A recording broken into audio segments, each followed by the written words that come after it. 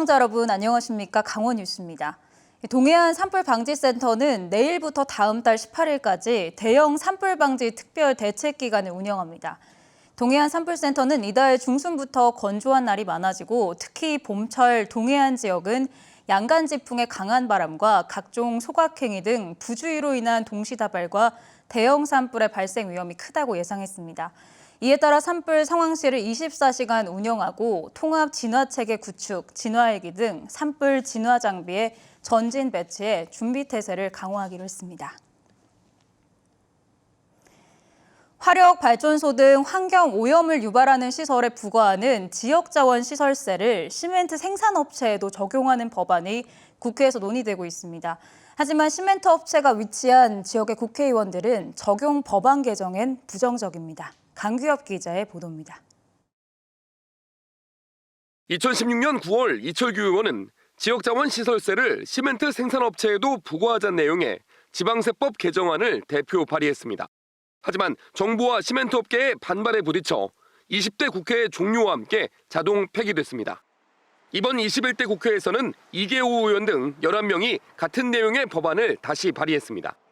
하지만 이철규, 권성동, 유상범 등 시멘트 업체가 있는 강원과 충청북도의 국회의원 4명은 참여하지 않았습니다. 대신 시멘트 업체들이 제시한 별도의 발전기금 마련 방안에 동의하고 업체와 협약까지 체결했습니다. 정부가 법안에 반대하는 상황에서 기금 조성이 더 현실적이라는 입장입니다. 기금으로 전환하게 되면은 세금을 징수해서 사용할 때보다 더욱더 직접적이고 더 광범위하게 지역 주민들에게 맞춤형 지원을 할 수 있다는 장점이 있습니다. 정작 강원도와 충청북도는 자원세가 개정될 수 있도록 이들 국회의원들에게 협조를 요청하는 중이었습니다. 지역구 광역자치단체가 아닌 시멘트 업체에 손을 들어준 셈입니다. 이들 자치단체는 업계가 제시한 기금 250억 원 수준은 자원세 개정 시 세수입에 비해 절반 정도에 불과하다고 말합니다. 또 기금 조성이 안정적으로 계속 유지될지도 의문이란 겁니다. 시멘트 생산자에게 원인자 부담 원칙에 따라 부담토록 해야 한다는 저희 입장에는 변함이 없고요. 협약이 시멘트세 법제화를 저지하려는 목적으로 활용될 소지가 있어 안타깝다는 말씀을 드립니다. 환경부에 따르면 굴뚝에서 나오는 강원도 대기오염 물질의 80%가 시멘트 생산업체에서 나오는 것으로 알려졌습니다. 환경단체 등은 이들 국회의원들이 선거구 주민의 건강과 환경보다는 시멘트 업체를 더 걱정하고 있다고 비판하고 있습니다. KBS 뉴스 강규엽입니다.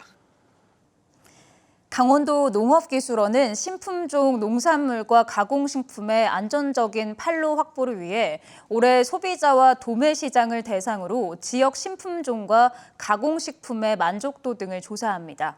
이번 조사에는 도매시장 전문가와 일반 소비자 등 60여 명이 참여합니다.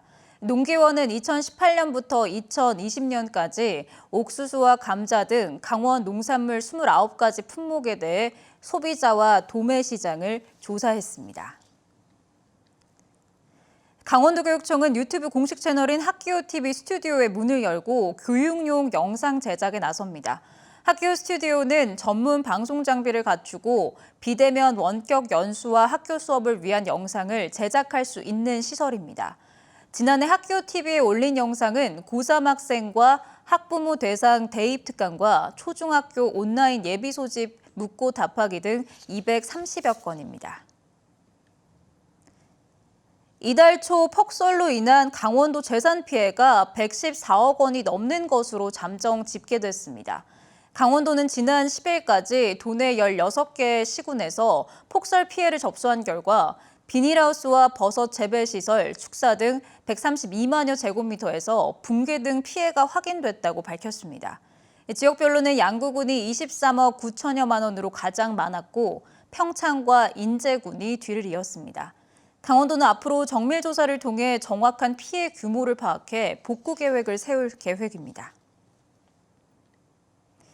강릉시가 이달 초 폭설 피해를 입은 농민들에게 시설 철거와 복구용 농업기계를 무상으로 임대합니다. 대상 기계는 유압 절단기와 전기 실톱, 핸드 그라인더 등 재대책용 농업기계 6종, 50여 대이며 기본 3일 동안 빌려 쓸 수 있습니다. 강릉시는 이달 1일과 2일 최대 60cm 폭설로 지역 농가 74곳이 비닐하우스 60동과 인삼 재배시설 등에 피해를 입은 것으로 잠정 파악하고 있습니다.